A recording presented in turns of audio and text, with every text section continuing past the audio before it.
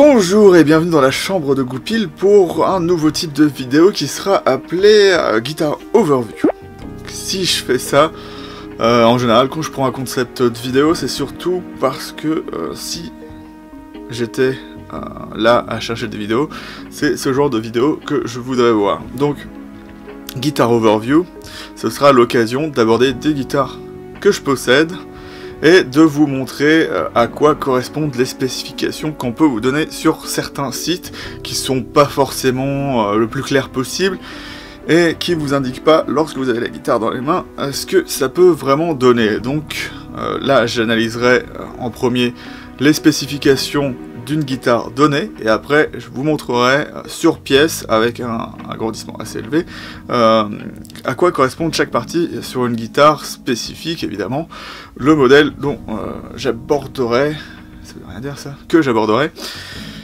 Donc voilà, aujourd'hui je vais prendre une guitare que j'adore et qui n'est vraiment pas chère.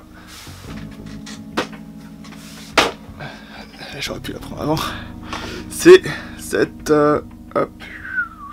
Squier,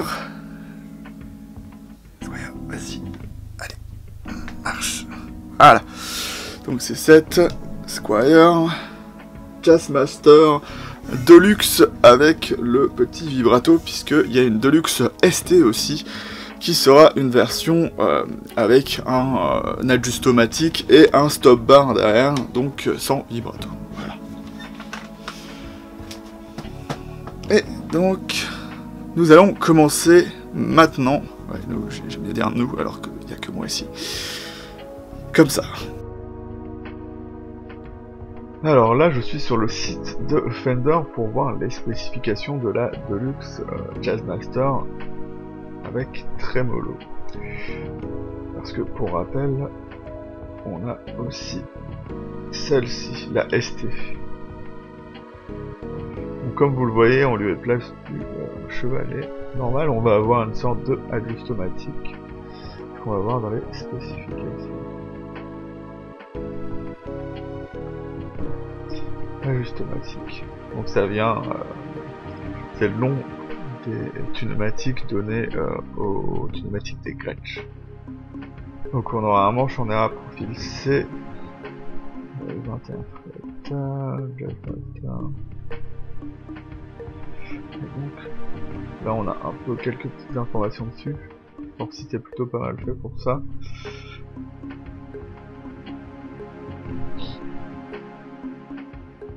Alors voilà. Donc le corps c'est en tilleul, la guitare est plutôt lourde d'ailleurs du coup. On a de l'uréthane, ce qui est assez marrant puisque sur les Fender équivalentes on aura du polyester qui est légèrement moins bon que l'uréthane. Même si ça reste pas le meilleur vernis qui existe. Donc on aura un manche en érable en profil C avec une finition en satin vraiment très agréable.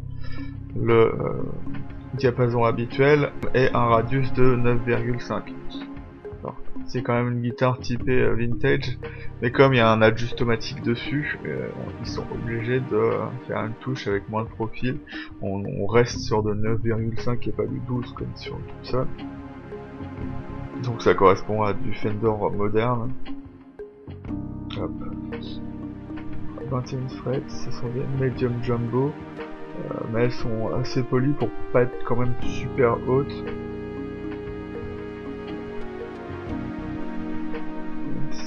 Alors, je saurais pas quoi dire ce que c'est comme matériel exactement, pardon.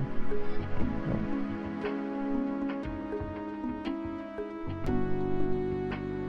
Alors ça, comme c'est une Squier, on pourra jamais vraiment savoir ce que ça dit. Mais les micros sont plutôt sympas à utiliser. Ils ont un output assez élevé, c'est plutôt agréable. Et donc on aura un circuit de Jazzmaster vraiment traditionnel avec le lead, donc volume, tonalité, et le rythme, volume, tonalité, mais au-dessus. Donc voilà, on aura les positions pour, d'ailleurs c'est un peu, hop, les positions normales. Donc le toggle c'est pour les deux micros. Donc on aura bridge, bridge et neck. Et en position 3, on aura... voilà. C'est pas marqué, mais on aura le chevalet.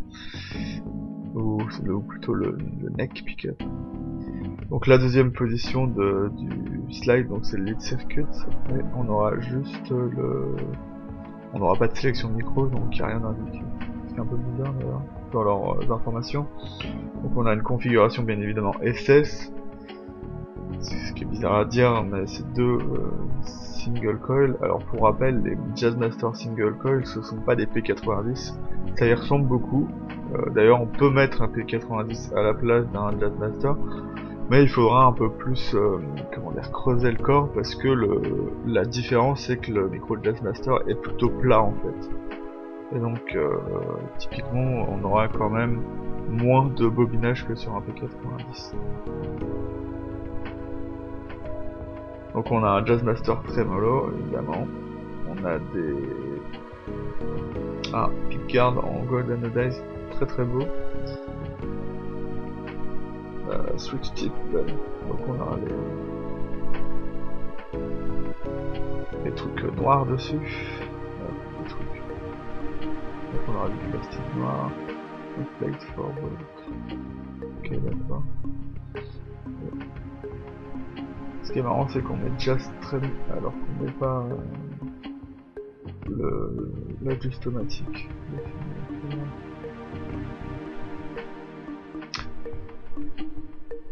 Donc alors, pourquoi je parle de l'ajustomatique?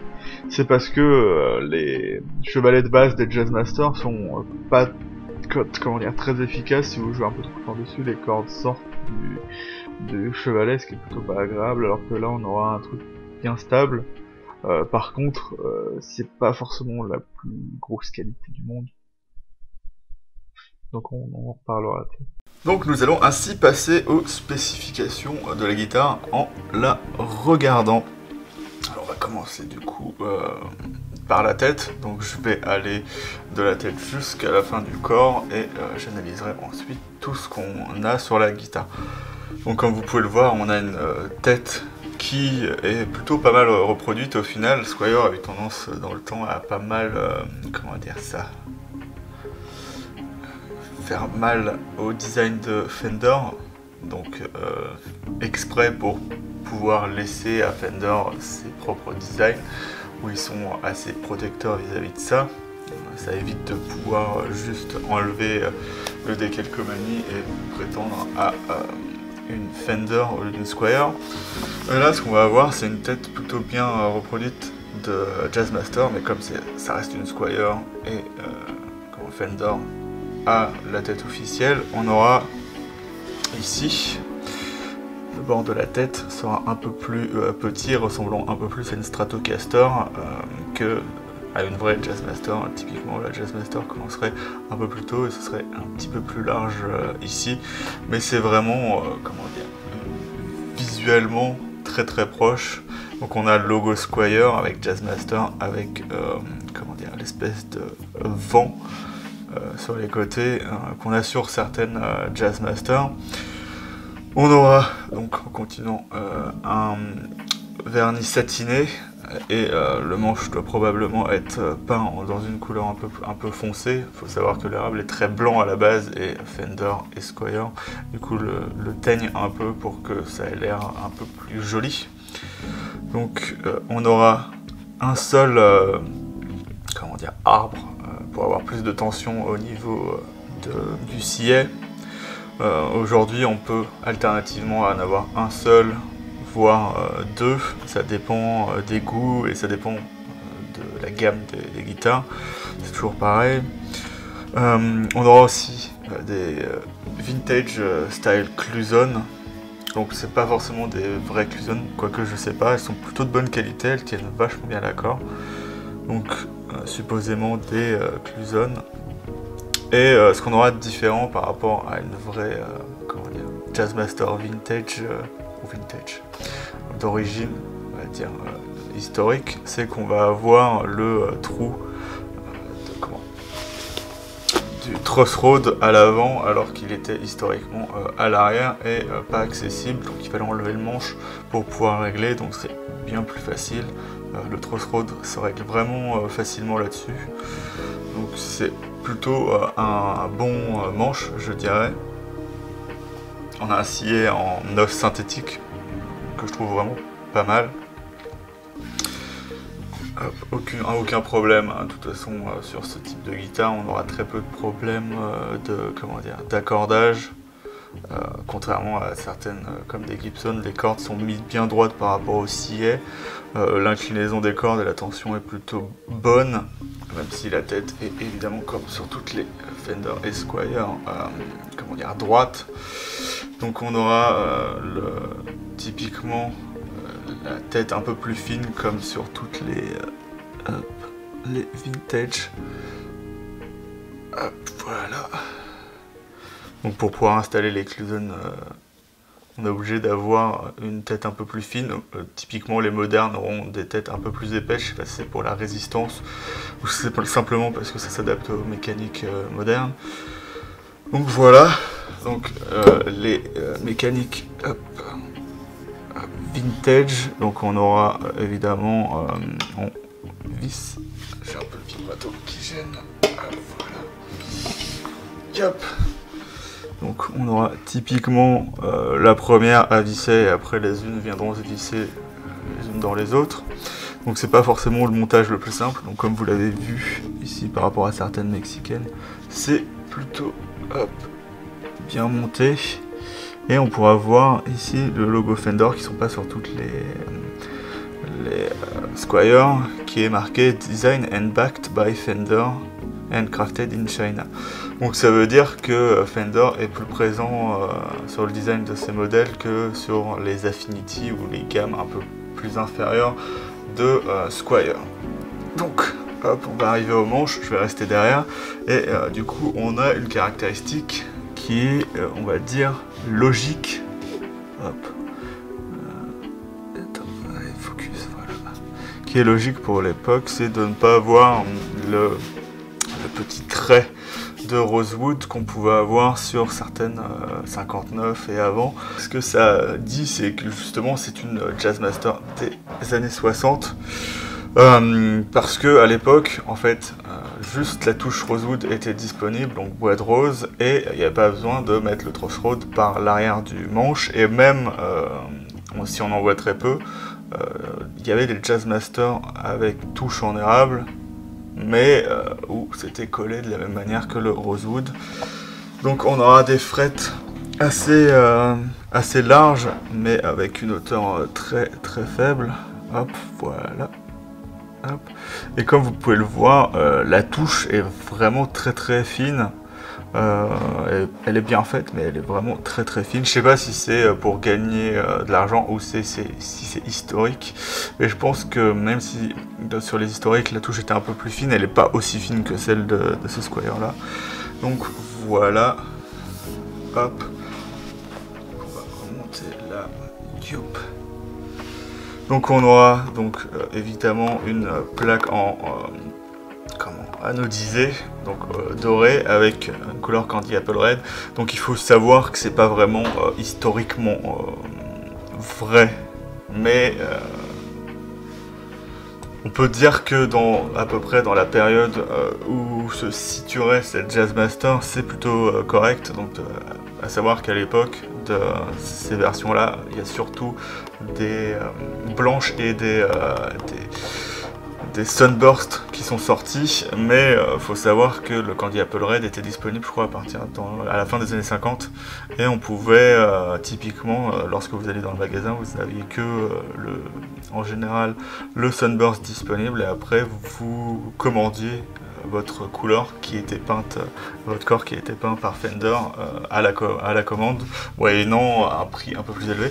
Donc techniquement, il aurait pu y avoir des Candy Apple Red comme ça.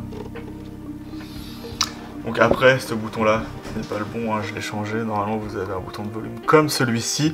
Donc on va avoir typiquement le toggle switch comme sur toutes les Jazzmaster. Alors ce qu'il faut savoir c'est que certaines fois il est placé horizontalement comme ça.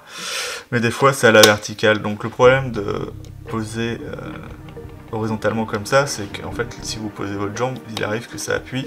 Et comme il est pas forcément de bonne qualité, vous allez, moi déjà, quand je suis en positionnement, je suis des fois obligé de revenir et de repartir, sinon le son est vraiment très faible.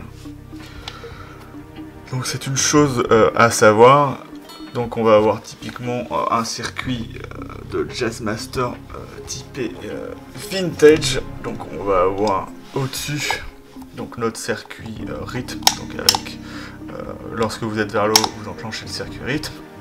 Vous allez avoir votre volume et votre tone du circuit rythme, tout le reste ne fonctionne plus et on est sur un hors phase du micro manche, je crois, et donc ça donne un espèce de son un peu plus grave.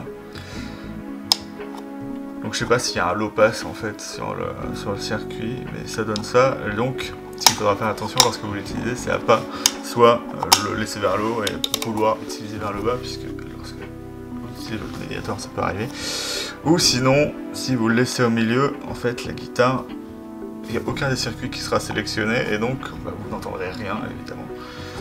Et donc voilà, donc à part ça, les micros là-dessus, comme vous pourrez le lire sur le site Fender, c'est pas vraiment, comment dire, ils sont pas répertoriés comme quelque chose de vraiment précis. Je trouve qu'ils font un bon son, peut-être qu'ils font pas un bon son pour une Jazzmaster typée vintage, mais ils ont un plutôt fort volume de sortie et ils font vraiment un son plutôt pas mal. Donc moi si j'avais un conseil à vous dire, c'est de changer typiquement le switch là, et si vous êtes fan d'une course un peu plus, on va dire, régulière, des potards, peut-être changer pour du 250K comme on pouvait trouver à l'époque sur ce type de guitare. On aura du coup la prise jack, hop, derrière, ici. Et donc comme c'est notre Jazzmaster Deluxe, mais version avec vibrato style Jazzmaster Jaguar, comme vous pouvez voir ici. Le Adjustomatic qu'ils ont mis dessus est vraiment pas super adapté. Je sais pas si le Fender marche dessus, puisque sur les classiques players Jazzmaster et Jaguar, ils ont mis un Adjustomatic, donc de ce style là. C'est typiquement un Tunomatic, mais avec un format un peu plus différent. Un format différent.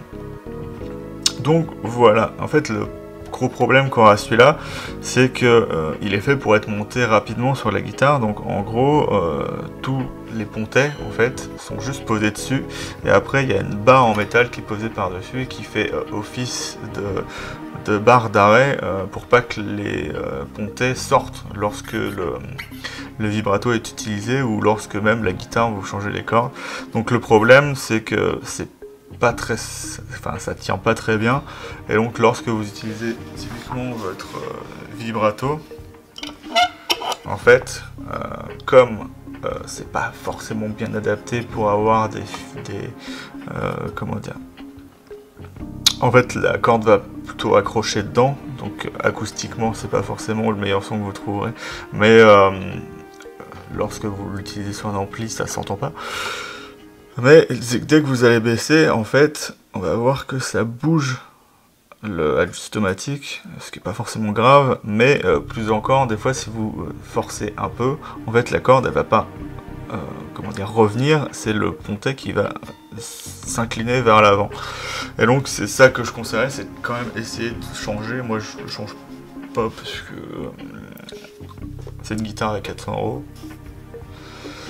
Et pour l'instant ça va pas poser tant de problèmes, mais sachez que si vous êtes un peu tatillon sur ça, vous devrez changer ça. À part ça, le vibrato marche plutôt bien. Je trouve que c'est un des vibratos qui tient le mieux, même si c'est pas celui où vous pourrez faire le plus de... comment dire ça, il n'y a pas une course énorme, et ça fait un son assez particulier que j'aime assez. Donc voilà, après on aura nos attaches de sangle typiques Fender, donc en un espèce de cône qui marche plutôt bien. Et derrière, comme c'est une Jazzmaster, on va avoir rien du tout. Et ici on aura notre petite plaque Squier. Alors pour le manche, c'est du comment dire, du type C, mais je sais pas si c'est comment dire, historiquement bon, parce que comme c'est une Squier, je sais pas si tous les manches sont régularisés de la même façon, enfin fait de la même façon pour gagner de l'argent, ou si vraiment on aura des specs typés Jazzmaster. Donc je préfère mieux pas m'avancer là-dessus. Donc voilà à peu près tout ce qu'on peut dire de la guitare. On a un corps, comme c'est dit sur le site, en tilleul. Le son est vraiment pas mal, par contre la guitare est un poil lourd à mon goût. Elle est vraiment équilibrée vers l'arrière, donc vous n'aurez pas de problème pour la jouer avec une sangle. C'est plutôt agréable. Et comment dire, tout le travail de fret est vraiment parfait, il n'y a aucun problème. On a même nos petites frets qui seront hop, comme sur les Fender.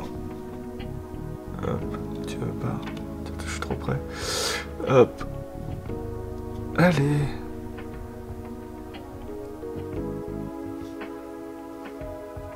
Voilà, il n'y a pas assez de lumière, mais si vous arrivez à le voir, voilà. On aura... Tout sera comblé ici.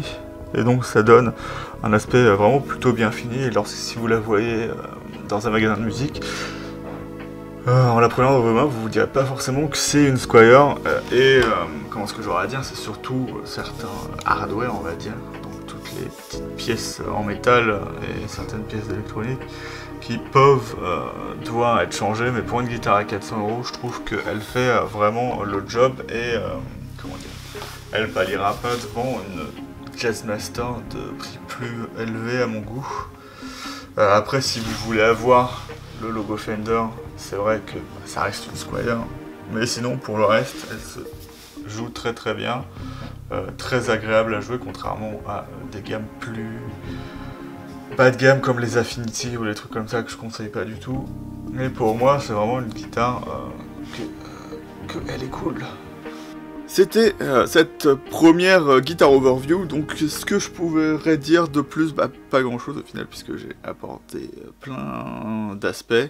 Au final, si, ce que je pourrais aborder dernièrement, que je n'ai pas dit, c'est que ça doit être une Squier, je sais pas si c'est la plaque anodisée, mais le blindage est vraiment bien fait. J'ai pas constaté de buzz énorme, surtout avec des pédales à haut gain que j'ai en stackant du fuzz, de l'overdrive et de l'équalisateur. Donc c'est plutôt du tout bon pour moi. Donc je vous retrouve bientôt pour un nouvel guitar overview ou d'autres vidéos évidemment. Et donc je vous dis salut et à bientôt sur la chambre de Goupil.